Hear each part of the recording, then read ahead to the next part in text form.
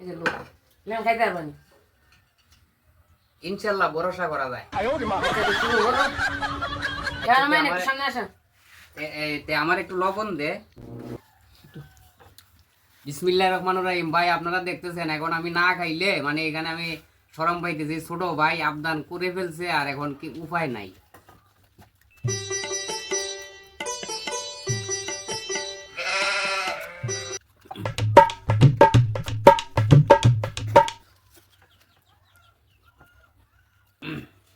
আর কিছু খাওয়া দেবো নি সাথে?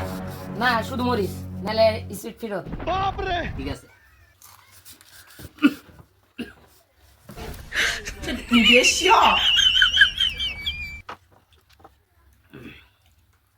এর সাথে একটা সিঙ্গারা দে রে। লাগতো না থাক। সিঙ্গারা খাইলে আবার বাজি হালকা হয়ে যাবো, আমি স্পিড পাই যাবো।